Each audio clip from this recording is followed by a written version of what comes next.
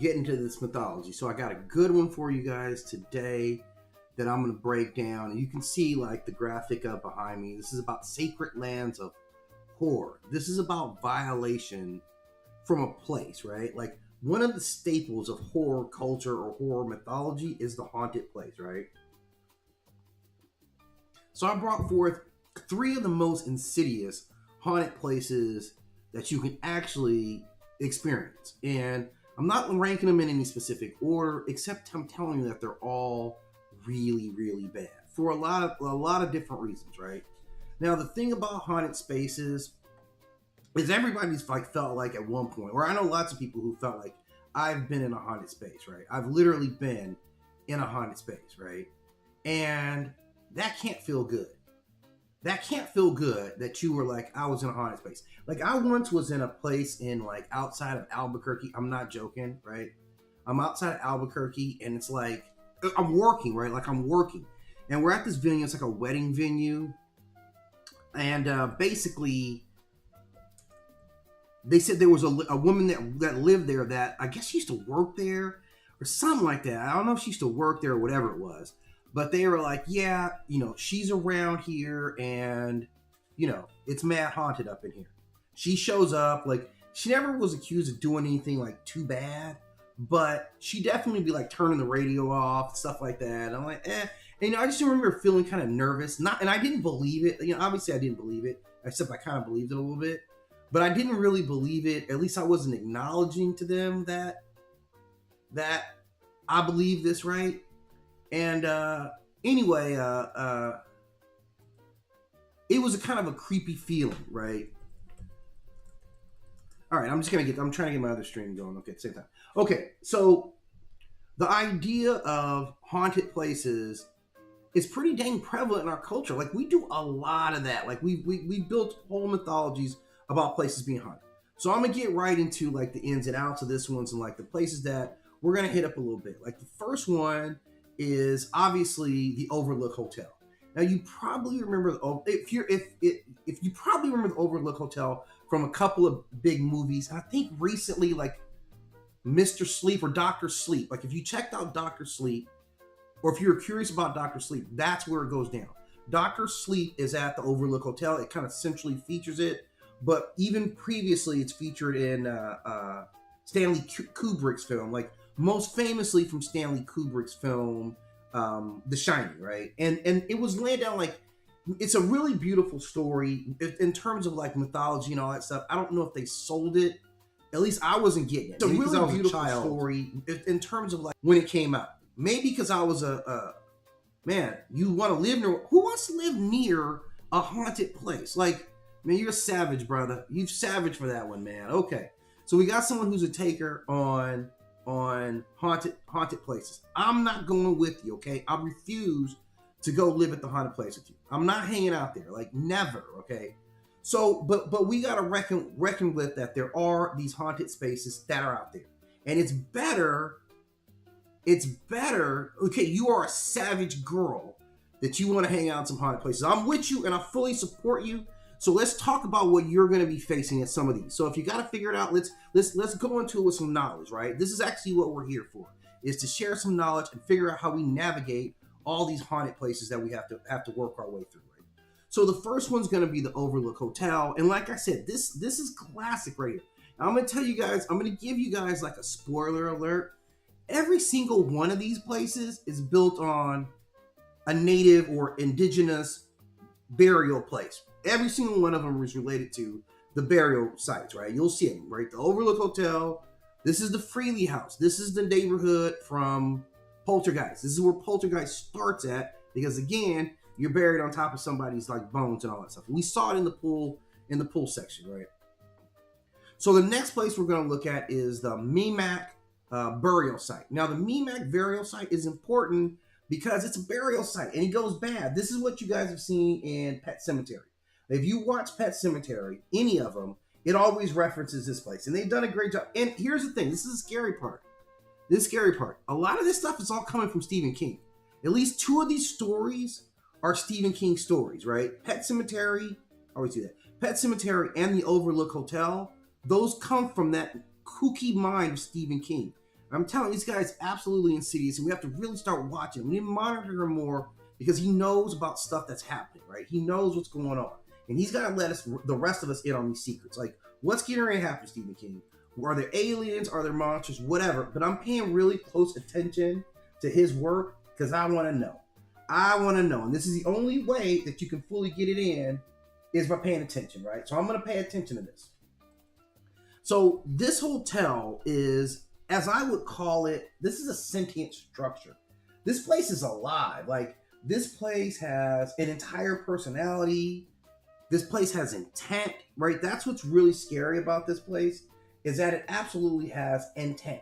It has decided that it wants to do some stuff, right? It wants to suck your energy. It's like an amplifier for all this energy that we see coming in. And it looks out for very specific people. So it's looking out for specific people, but you can still get caught up in all the aftermath. So don't feel like just because you ain't shining on the inside that it doesn't want to devour you too, because ironically it still does. Okay, so this place comes, like, it's primarily known from the film. Kubrick's film comes out in 1980. The novel was written in 1977, and this is a fictional location that is in Colorado. So we know it's in the Colorado Rocky Mountains, 100%. Okay. The exteriors are based on actual real hotels. So let's see if I got a better look at this for you guys here. So we can kind of look at this space and evaluate a little bit better, right? Okay. Okay, so this is it. So you guys get the setting. This is what it feels like on the inside. And I know it's mad deceptive because it looks mad cozy. Like, it looks like it's cozy up in here, right? It looks like you would just chill out and be in the space and everything will be great. Look at the outside, it's all snowy. You know, I got some hot cocoa. I'm really ready to lock in. And the idea was that, you know, Jack Nicholson was going to go here with his family. He's a writer. He's getting paid just to kind of maintenance the place, keep the furnace going. Like, it's their complete, like, nobody's here season. They got tons of, like, extremely high quality food. This great kitchen. I think, like, Scatman Carruthers might be around to clean up. I don't know what Scatman Carruthers was doing there, but he was there too. And the idea is that you go to this hotel, and all you got to do is, like, make sure to keep the lights on, keep the furnace on, don't let anything go off. Any disasters, like, you're just there to watch it. But you can spend the rest of your day writing on your novel. Your wife can just hang out; she doesn't have to do anything, and your kids just, like, running around the place. All this stuff is really inviting, especially when you're getting a paycheck along with that. Except your kids wanted The Shining, and that's exactly what this place wants. It wants it. That furnace wants your kid. So this place, like, really stands out. Like, right out of the bat, like, they give some early years on the construction. So they say this place was built in roughly, like, 1907. Was completed in 1909. Now, in this scene early in the movie, they specifically say that it was built on an Indian burial ground, and that workers had to repel a few Indian attacks during that construction. So that tells us a lot, that this place is highly disputed. It's a lot of charge here. The natives around here are like, yeah, don't build on this. This is something sacred for us. And once again, you guys are, like, giving them the finger and go right ahead. And you still don't learn. You never learn. This is not the first time, nor would it be the last time that this would happen, right? We absolutely know this, okay? So this is where the problem is going to start off. So this is like culturally, this is like early 20th century American wealth, right? This is all built on highly contested land. It's linked to, you know, this progressive era fantasy, like luxury carved out of, like, other people's graveyards. This is literally what was going on, right? So one of the things that is going on at this time is this is like the peak of the decadence era. When this place get down, like everything was wild until the Depression, right? Was that 1929? So early 20s, they call that shit the Roaring 20s because they wasn't like, man, let me take a sip so I can break this down to you guys. Let's go beyond scientific here, right? Let's go beyond my notes here and let's talk about who the people were that built this shit, okay? The 1920s was off the hook. The 1920s was a decade of excess, 100%. I don't know if, like, maybe the 80s, maybe the 80s caught that same level of excess. Like, I was a kid in the 80s, right? I grew up watching all this stuff. I grew up watching a lot of crazy shit. Like, the 80s, like, our parents are insane. If you guys think Gen X, the reason why Gen X is messed up. The way that we are is because of our parents. Okay, that's 100% the issues. So they were a completely wild era. And if you look at a lot of stuff that came out, era, like go watch that movie Cocaine Bear. That's out of the 80s. Only they did that. Only they would do something like that. Go look at the stuff they were doing. I'm telling you, our parents, they were off the hook. The 1920s is historically off the hook. They were historically the roaring 20s. That's all you hear about. Party and bullshit. That's who these guys were. And then the crash, right? Laugh now, cry later. So this is when this place is built. And this caretaker who comes back as a ghost, right, had already murdered his wife, like in the same hotel, the previous, always ask if they have an opening, right? You're getting a new job and you're like, hey, you're replacing the last caretaker. What happened to last? This is your next question. When they ask you at the interview, I know it's tough. At the end of the interview, like, do you have any questions? And you're like, okay, do I go for the soft close? Like, when do I start? Or do I ask some bullshit? Like, so tell me a little bit more about your corporate policy revolving the acquisitions or something nutty like that, right? You go into something like that. Don't do any of that. Ask a direct question. What happened to the person who replaced me? Anywhere you go, I don't care if it's at Toys R Us, which I don't know if they exist anymore. I don't care if it's at the Overlook Hotel. Ask what happened to the last person that had this job. And that tells you a lot. They don't answer, right? Like the only good answer is, oh, well, we promoted him up. He's taken on a higher position, so we want to, develop him in this position open. That's the only scenario. Anything else is probably like, oh, he left the company. Well, why did he leave the company? That's not a bad one, right? He sought some greener pastures. That's totally okay. But if it's like, oh yeah, what happened to the last guy? Well, he killed his wife and his 2 daughters, and then he took his own life. I need to know this. This would change whether I take this job. One simple question, like this tiny question, but of course he doesn't ask this. So the Overlook Hotel already has all this like stuff in it. It comes from an era of elite access, which per these Epstein files, we kind of know what these guys were doing, right? Wilding out. And this is the roaring time for those people. Those same people who would 60 years later have to make cocaine bears. They just exist in different eras, right? That same people, that's where this is what this party and bullshit, right? They were on it in a major, major way. So these were like alcohol-soaked parties. Like, I mean, come on, man. This was wild. This nuts. We need to talk more about the roaring 20s, man. Absolute off the hookness, right? So this is the spine of what we got, right? The ownership has changed hands, but the pattern of the hotel hasn't, right? Different people come in and buy it. The caretaker is always you're always the most at risk for a place like this. Always. Because you're the caretaker. Not the builder, right? Not the guy who bought it. Not the guy who, ordered the construction. The guy just working every day. I got problems with that, but we'll talk about that part later too, okay? But the main thing is that now you're in this isolated location. This is what makes this terror almost worse than any of those. This one is actually singularly worse than all the others because you can't get away. That's a thing that's built into this place. It's a snowbound mountain resort. At best conditions, you're several hours away from town. Road closures. It's winter, so that's why nobody comes up here, because it's winter. The road closes. So, like, look, you're out there. You just have to plan on whatever's going on. You're just gonna be out there. If somebody gets sick, too bad, right? So, this is during the off season. During the busy seasons, place is cranking. It's a luxury hotel. It's right for picking, man, right? This is a different time.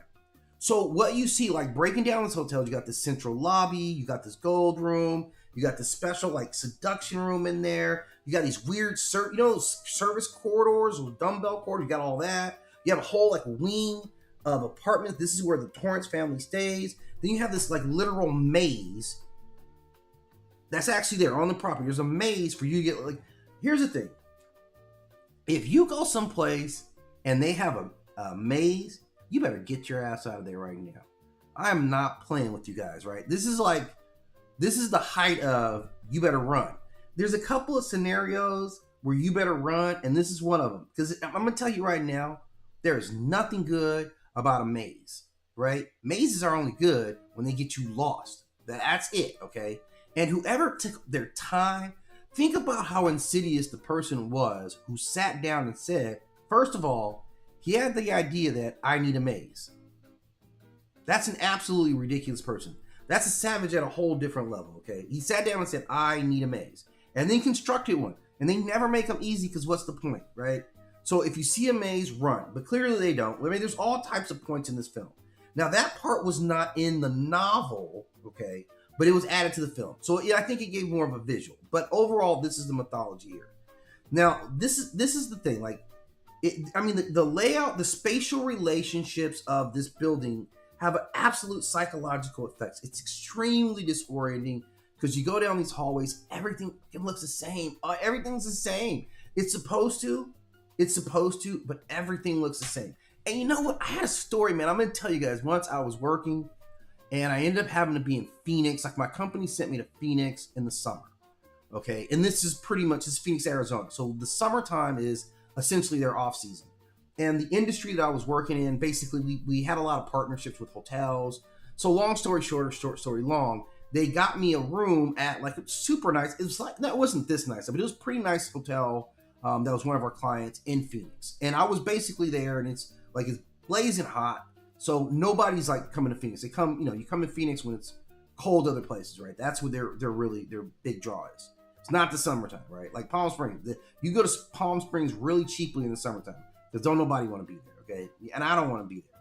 So I'm at this hotel and I'm experiencing like, man, there's nobody here, right? It's kind of weird because I still end up being up on like the third floor, which is kind of weird. You're like, okay, I'm just bumping around and you just don't see one. Like just looking down these long hallways that all look the same, you could easily get like, if you confuse your number or something like that. Anyway, I'm feeling this whole thing about this hotel. And this is the insidious nature of this hotel, right? So this hotel, man, it scans you. When you come in and you're like looking around and checking the hotel out, it's literally checking you out too. Like the first thing the hotel wants to know is what's wrong with you. That's the first thing the hotel is trying to figure out about you when you come in. What is wrong with you? So the hotel itself, this is insidious, man. It looks for fractures in you, like any addiction, any resentment that you have, any like fragile points in your ego, any sensitivity psychologically that you have, it probes for that. Like that's what it does. It seduces, right? It kind of pulls you in because this is part of its manipulation. And think about it. I just said it's manipulation. Like I said before, this place got intent. Like it's actually trying to do this stuff. It's not playing around. When you come in here, you're against a seasoned pro. He's like, I do this. This is what I do. I'm going for 40 tonight, right? That's what it says when you walked in. And it starts checking you out, man. Like I see your knees looking a little shoddy. You don't look like you got your lateral movement like you used to. All right? Well, I'm about to attack that. That's what it says about your brain. So although there are ghosts there, this is not necessarily just a house full of ghosts. It's actually a place where it's putting together your identity. Like this place is actually profiling you. And it gets right, I don't know how, but I guess it's got telepathy or, mental abilities, obviously, because it gets inside of your brain and it digs out everything that you got problems with. And then you start to see physical manifestations. Like that bartender wasn't really there. I don't know if you guys haven't watched the movie, that's not going to make any sense, but there was a bartender who was serving drinks and he wasn't really there, okay? The other day I caught up the stairs, saw a man who wasn't there, passed him the stairs again today, right? That whole that was a dude, except he's serving up drinks. So he's the manifestation of Jack's addiction history. He manifests, like they went to Jack's Noodle and they're like, what? They're just poking around. Oh man, you drink too much. Okay, you drink too much. Now we're going to put this right in front of you, okay? Then you see him like weaponizing his simmering resentment against his wife. Like he explodes that on poor Shelley Duvall, okay? And she was the perfect person to look scared. She looked scared all the time. Even when there wasn't scary scenes going, she looked scared. But this place was all about it, man. And then like you have the seduction where you have like these, I'm not lying, you got these beautiful naked women. This is what he's seeing, right? But then like, once you get up on her and you're like, yeah, okay, word, right? I don't believe in safe sex anyway. Once you get up on her, then she starts to decay, right? So that's what this hotel is. I'm going to show you what you love, and then right at the moment when you think you got it, it laughs in your face. It's to psych your mind with a dead body. That's as poignant as it could possibly get. Then there's this blood elevator, right? And then I know you got like the blood elevator, and I've seen some other films copy this blood elevator, but Stanley Kubrick is the one who did this. He deserves mad props, right? Like the symbolism of an elevator, like the whole tour, it's insane when you talk about like this place is manifesting this stuff just with you. That's it. Not everybody even sees it. Other people there might not even see it. It's very specific, which works into the isolation. And then there's these weird kids, where these two little weird twins walking around this place, just appearing out of nowhere and just trying to lure you into places, right? Like this, they were from like an old folk. Like these kids have been around since like 1921. They're still around the hotel. And they died in the hotel, and they keep coming back with the living. So that's really what it is. Like, and the family themselves, like, you got to think, man, you got to be in cities to target a family, like a dad, and mom, and a kid. Like, I get a bunch of frat kids. I don't mean that frat kids. But, like, you guys are a lot more disposable in movies. You guys go places where you're not supposed to go. You drink too much and break all the rules. So I can't be responsible what happens to, like, 5 frat kids on, like, a holiday treat. Like, we look forward to you guys going places and it going bad, right? You have to. We need you guys to go to the Camp Crystal Lake. We need you guys to go places. We need you to go to the lake where the piranha monsters are. Like, we've accepted that a lot of you guys in your frat boy years, you're not going to make it. In your sorority years, for movie culture, we've already accepted that you guys got to go bye-bye. But we don't expect that with a family. So that's like, you're really, really raw when you target the family. And Jack, like, so the Pops makes the ideal vulnerabilities, right? He was a recovering alcoholic. He actually had fucked up the kid when he was drunk one time. His career was on stuck right now. He's a writer. So he had resentment. Now I got a wife, financial stresses. Like he was hell-bent for that. So everything was just right for him. And the grandiose nature of the hotel, it just fed right into it. But the whole thing is that like it's targeting the whole family. Like Shelley Duvall is completely scared because she's been traumatized. So she's highly anxious. Like she was primed for this. And then the boy who's special he's telepathic and clairvoyant. So he's exactly what the Overlook wants. It's a transmitter. It's a receiver. It's the way for hotels to speak to people, and it wants to use him. So it wants him and targets it, right? But the threat, so there's a lot of threats going on here. This is what you guys are going to have to be ready for when you get up here. I'm going to lay everything out for you. And don't fuck this up, okay? You're not going to make it out of this if you miss any of the rules I'm about to lay down to you. I'm going to wait for everybody to get a pencil, okay? All right. Just remember it then if you don't have a pencil. That's fine. You're not going to remember it, but whatever. You have different threat levels when you step into this bad boy, right? First, you have real environmental threats. This is winter isolation. This is snow that cuts off roads. You have hypothermia risk. You have, especially in this maze, you get trapped in this maze, you're going to freeze to death. You have limited escape paths. Like you have a snow cat, but that's your only point of like exit, right? That's threat number one that you have to be consciously aware of when you go up there with your family and don't come back, okay? The second threat is psychological, right?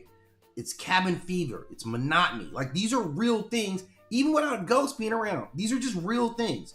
You start getting just amplification of addiction and resentment being isolated together. You've been around, like, you know, when your cousin comes over and stays too long and you love him until then, that like a family can work like that with a husband and wife and a kid. You're running around riding your scooter. You know how it is. This is what's going on with this family. Obsessive work cycle. So you're working all the time at this hotel. Another thing that's going on, right? So all this stuff, then these weird like visual apparitions, voices. Can you imagine what that's like? I'm gonna chill for a moment and sit in that moment. I want to sit in the moment where you're like, see, she knows you're right on point, man. The Shining is it's an epic movie. Like this is one of the best directors of all time. I'm telling you guys, you gotta watch this. Visually, it's actually a stunning movie. So there's all these threats that are going on, and all this violence. Like this is all violence. This is violence from colonial violence baked into this, right? This is elite decadence stacked on top of it. You have this psychological resonance that builds up from every violent act, every time somebody broke down, every obsession, every little girl that got choked to death. It's all right there. It's all just stacking. Because nobody came through this bad boy with some sage, right? Nobody lit up some sage and cleaned that bad boy out. Nobody has done that, right? Like, you probably, like, you feel the building exit if you had some sage up in that bad boy, right? And then it has this temporal loop to July 4th, 1921, right? The day, like, when it's from one caretaker to the next, and it's locked in a temporal loop. So it'll start playing that bitch, even though it's not your memory. It's gonna play it. So it's coming at you with a lot of ways because it knows you're not gonna get out of there, right? It's all bad business, right? And then, like in the film, Jack dies, right? He had to go into the maze and sacrifice to his own inability to navigate the day. He got in there and he couldn't get out of the maze, and that killed him. And Wendy and Danny survive, and the house doesn't get them in. But it would attach to Danny, and he would come back years later in Dr. Sleep. Like, it's brilliantly, like, how they hinted. Too bad it took so long to get to this. But the labyrinth, all this stuff is, like, truly, truly insidious, okay? So the next one I'm going to talk about here is another really important one. And, man, this is one of the more powerful images from my childhood. This is the Freeling House from Poltergeist, right? And I'm going to tell you why this is significant. This is the 80s, okay? Now, growing up in the 80s, our parents didn't have TVs like we did. Like, our parents' generation, they didn't have TVs like seriously, like, my grandpa tells me about, like, when they got their first TV, and, like, nobody else had a TV. So everybody wanted to come over there. Yeah, Poltergeist. See, man, I'm clicking with you. Okay? Poltergeist attacked TV culture. Like, you got a TV on. Like, we're the first people to start leaving TV on at night. That was our generation. Our parents didn't do that. And here's mainly why. Is because it ain't nothing on. You guys below Gen X, you guys all grew up in an era where TV doesn't go off, right? You can leave your TV on all night long, and it's always going to have something going. That TV wasn't like that. TV used to close. They used to be like, okay, and they lock that bad boy up and go home, right? And then you start creeping, and like later TV was really weird. Like stuff that came on late, 10 o'clock, 11 o'clock, at that time, you was getting some weird stuff. Some scary stuff, but some weird stuff. So this is where they start to attack us, because remember, this is where the poltergeist comes through. It enters through the TV. And you saw they do a scene in there where the guys are fighting over their clickers. We was the first one to start getting clickers. Our generation, like, I would have been Carol Ann's. Like, I think I'd have been Carol Ann's when this came out. Yeah, I was probably I'm older than Carol Ann, right? But, I would have been in, like, her generation, right? So our parents were the ones fighting over the clicker wars, because we were the first ones to start having clickers on TV. We're the last kids to have to go get up and go change channel on TV for your parents. We're the last ones that had to do that. It wasn't a lot of changing because there's only like 3 channels in the first place, right? So you either gonna watch this, or you're gonna watch this, or you're gonna watch this. That's it. There's 3 choices that you got. Make a choice, right? And the thing about it is, for the most part, like, we complain about having to change the channel. Back in that day, you just kind of stay locked in. If you were on this channel, you might watch a channel the entire day. You might watch all their programming. It was different TV time. But whatever. Now they're in this TV environment. This is the 80s, right? And again, I started talking about, like, okay, the rolling 20s. We're coming out. We talked about the rolling 20s. This is the 80s. 80s is also a time of excess. This is important to the story, that the 80s is also a time of excess, and they also build this bad boy over an Indian burial ground. Once again, like I said, they don't learn. They don't want to learn, right? So again, you're just going to repeat the mistakes of the past and build an entire community now on these Indian burial grounds. It's not going to be a problem, guys. It ain't going to be a problem. Don't worry about it. And all right, I'm with that, okay? I'm clear, but you better be ready to make some changes in your lifestyle later. So they move into this place. It's called the Cuesta Verde subdivision, right? And this is California. This is my home state. Like, we have places like that all the time. So it's upscale. This is where we first started to get, like, these are our first, like, we're going to have some mini mansions later. This is the start of the mini mansion. Like, later, these places just get bigger. and these neighborhoods get just more like complex. Like that's kind of like, now I live in a rural area for the first time, but I've always lived in like subdivisions like this, and yeah, you know, it's life, and I think they do a great job of reflecting that. But we're always building on somebody else's stuff, right? So you get this new home division, right?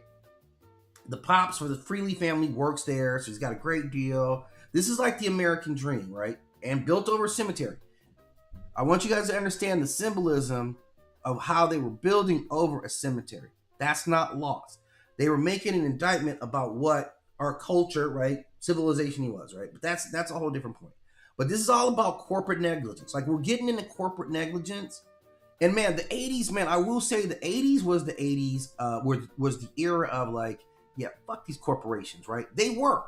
You got a lot of movies in the 80s about how bad corporations were, like Silkwood, like the nuclear companies, and like the strike breaking, like coal, all that stuff. We get into why corporations are. So you're built over this like subdivision, and so you've already got this is the ultimate 2-story suburban home. This is the family, like the 3 point, like she should have been pregnant this time, like 3.2 or 2.3, whatever. The kid had already came out. So you see this like warm, inviting experience, toys, family clutter. The TV glow is a part of this. The glow of the TV is like, oh, this is a family. Everyone gathered in front of the TV, and we all fell asleep. Like on a Friday night, like, you know, a family could gather around movie time on a Friday night. Like that actually might be the whole activity, right? And then we look at it, and it's like there's no like weird spatial things. There, you know, there's no like weird angles or geometry. The house psychologically feels safe. At this time when we're looking at this, nobody's expecting what was going to come out of Poltergeist because it hadn't existed before. We never saw this. What are you talking about? This house is haunted. I mean, like really, like those are one-offs. But for an entire neighborhood, the way this goes down, and what they get out of it is all these restless spirits underneath it. Okay, and I'm gonna be really honest, man. I'm gonna tell you right now, there's not a lot you can do in this scenario except not live here. That's like, I would say, okay, if you're of the ilk or the mindset that, okay, I'm gonna move into this spot and I'm burning some sage in this bad boy immediately, right? Immediately, yeah, see, 80. She knows about the 80s horror movies. I'm telling you guys, better get up on it, man. I'll break them down for you guys more. I got a couple of good ones coming for you guys too. So the house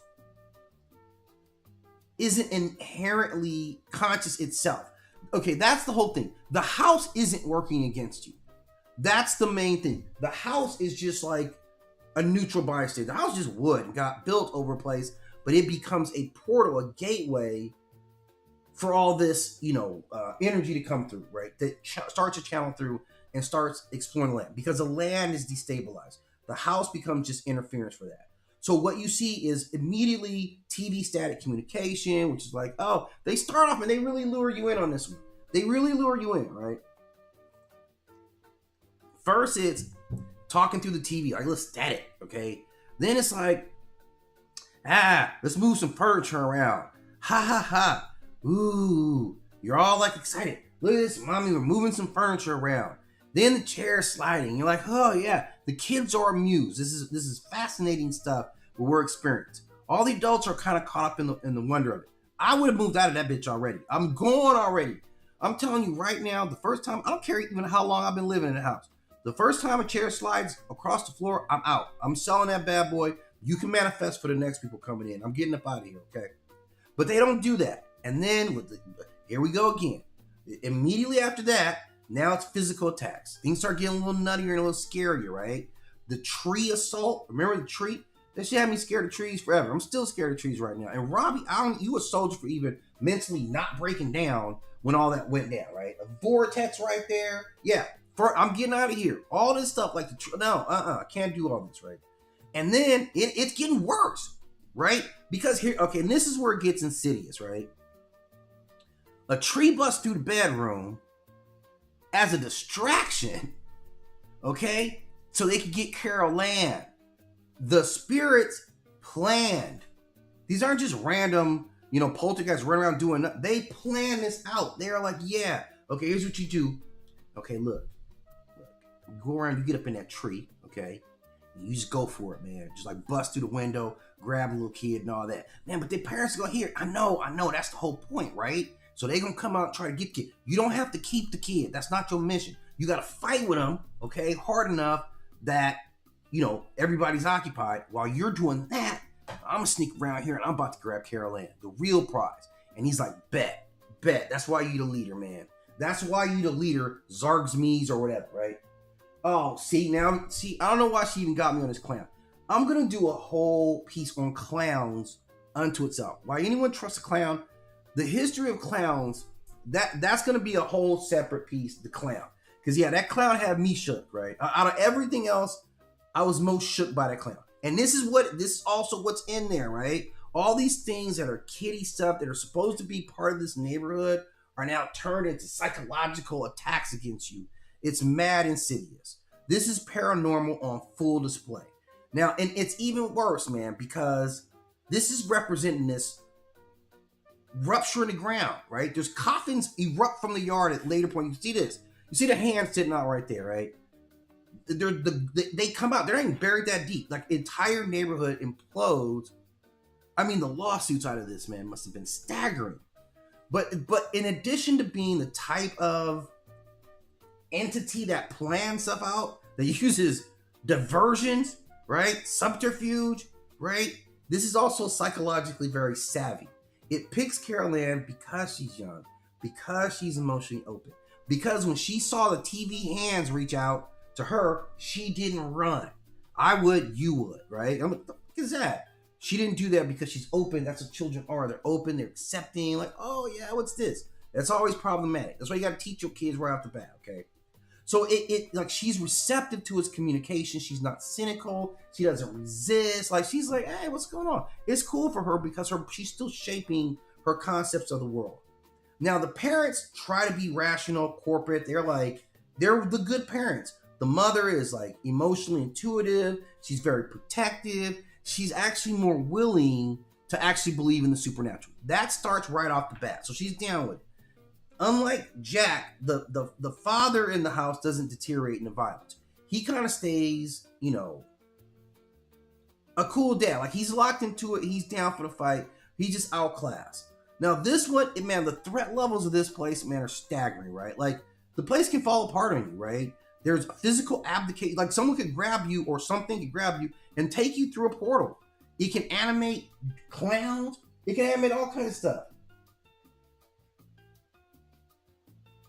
Yeah, see? He's talking about, that Black Hope Cemetery. Yeah, there were actual lawsuits for building over cemeteries, like not transporting and handling. Like you can't.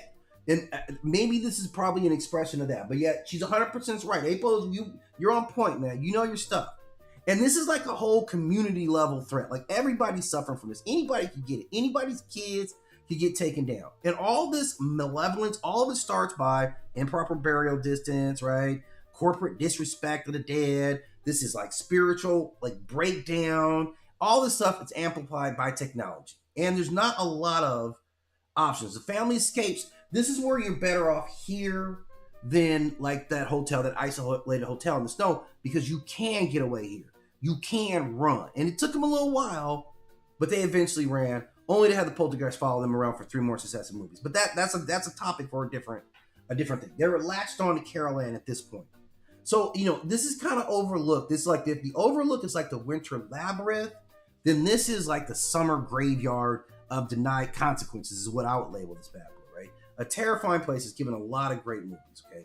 It's very cold, but it's very in tune culturally with like what we'd expect, okay? And it sets the tone. I think it captured a lot of culture, a lot of actual American culture was captured in that film. This is the stuff that we should be afraid of, okay? Now the next one here, man, this is a major issue right here. This place is a problem, man. I don't know what we could do about it. This is the Micmac Burial Ground. This is from Pet Sematary, okay?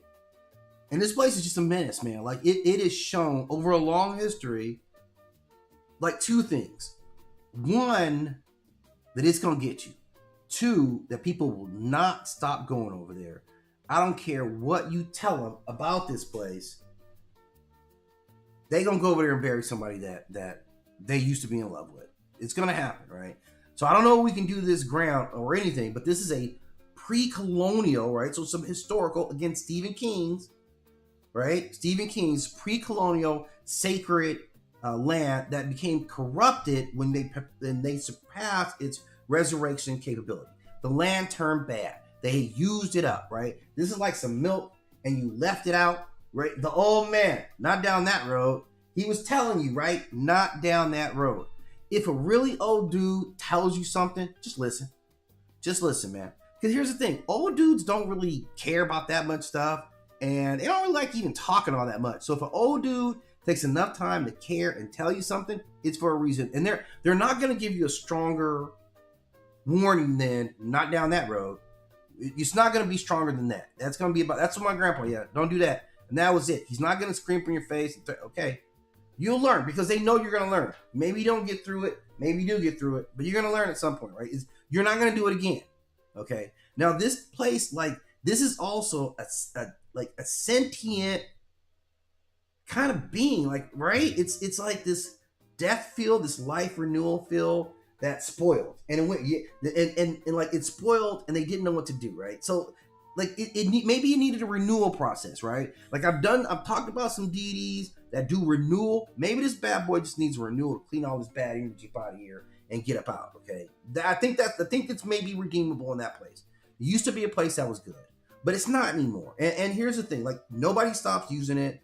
This is, it's a burial lair. Like, you can see, even like the trees and everything around it die. This is a death place. And what it does is it's this corrupted resurrection field that has a sentient influence. The people that it brings back are never just themselves anymore. It's always a darker shade. Something about the process changes how they think. Like, they still have the same obsessions. Like, that's the son of a bitch of this curse, man. Like, they still know where they live at, right? So you thought, oh, I'm gonna bring my brother back, and then you're like, oh man, my brother's back. And it's terrible, right? Because he knows where everything is. He knows where the car keys are at. He knows where you sleep at. He knows what time you go to bed. Everything except he's bad now. And and he's mad at you because we had a connection. It's something with the renewal process that strips him out of it, right? But this is all about, like, this touches on themes of, like, grief, like how grief drives people. This is all about, like, when death occurs, parents and children. It's where we're most vulnerable to all of it. And this place kind of whispers to you, like the old dude, actually, even though he said don't go down there, he was the one who introduced it in the first place. So if you hadn't even said anything about it, he would have never been like, oh, there's a place I can go bury my dead son and bring him back. So he holds some responsibility there. But you're right about old people in general. And this place, like, once you're buried in it, like, this is the transaction, okay? Well, you die, you get hit by a diesel truck, I bury you in the sacred soil, you come back within 24 hours, but you're never, like, it's clearly faulty. Like, I don't know, man, if you ever, like, I'm trying to think of a good analogy where, like, you use something past the expiration, it'll never turn out right. Whatever you, like, oh, I'm just going to use whatever, right? It ain't going to turn out right. There's a reason those dead batteries aren't good anymore. Right? You all load that stuff, you tear your whole car up. Like, you can't do this stuff. They come back, so they still have this decay. They're not fully restored. They're kind of halfway, where they may not be fully healed, even their wounds. So they may still look like exactly what they looked like when they died. So they're not fully healed. Their personalities are distorted. They have increased anger. Emotionally, they're turned off or angry. The first resurrection was the animals. Again, they don't have, look, it's a cat. They're going to do whatever. Then you start breaking the code and you start bringing children back, and it just gets worse. Like, I mean, when you see, like, I'm telling you, this movie changed how I saw little kids. When that little terror said, first I played with mommy, and now I want to play with you, I was like, nah, man, nah. I'm about to be a deadbeat dad up in here because I'm about to beat it, right? Like, you played with mommy and she done. Now you're trying to play with me. I don't know why they wouldn't build a fence around. Like, it did have a fence. The fence was like, there was all this, you had to climb over this stuff to get in there. You had to be intentional about going in there because the landscape was blocking it off. I think, like, in the last one, you see, like, the natives have built some stuff around it. Was like, keep out of here. So they did say that. I didn't mean to say native, but like, the indigenous people have built that, right? And then, like, once it does this thing, it sends everything out, right? You get hallucinations, you get premonitions. It's like a straight up decay. So this type of threat, man, it's mainly a physical threat. It's psychological, but it's math physical because that dead person is going to manifest in your face, and it's going to work on everything. Now, the whole like reason this place is bad, it had a force that was embedded in there that was good and became corrupted, right? I'm at the house. They had a very active road. My house is right here. There's the interstate right there, right? Like, yeah, you asking for it, man. You're 100% asking for it, and I have young kids, so yeah, that's bad math all the way around. Like, that's the first thing I probably do is get a gate put up, right? That's not even a stop, right? There, maybe they would have developed that, but yeah, I would have, that was a major problem. So they got punished for like being bad, like having some bad parenting skills. The thing about Pet Sematary is like you have a low survival rate because one, you're probably not going to identify it fast enough. If you went there and you buried somebody there, you're already it's bad business for you, right? So we see 3 very insidious places, all associated with like ancient burial grounds. So that tells you a little bit about our culture. Like these stories kind of just like mythologies, they tell you about what our fears, what our desires are, and so we're showing you that we fear these burial grounds that we've been building on forever. Everywhere you go, it's some burial. Like here's the thing, man. For those of you guys who believe in ghosts, they'd be everywhere around us, right? There's a lot of people that got done wrong walking around here, right? So that's the point. I hope some of this will help one of you guys who may end up in a place similar to one of these. I doubt that you took out your pencil and pad, so you can always come back and watch this video. I'll have it uploaded on the channel. In the meantime and in between time, I'm going to decompress. I'm going to get a little bit of late kind of dinner snack, right? And then I'm going to work on another, hopefully high quality MythLab for you guys. I hope these are insightful and entertaining. I hope you guys take something away from it. Remember, I do this all out of love because I actually love you guys. I'm very appreciative. I'm down. Like, I'm having a lot of fun. So let's just have at it. I'm here for your mythological queries at all times. So I'm your boy. I'm about to get up out of here. Make sure you hit that like and subscribe. And you know what? Tell your friends about it. Like, you guys can all come and hang out and watch myth videos with me. Wouldn't that be fun? That's bonding. That's a family experience. Bring the whole family, right? And watch, but on different devices. Everybody watch on different devices. So you guys can all comment and all that stuff.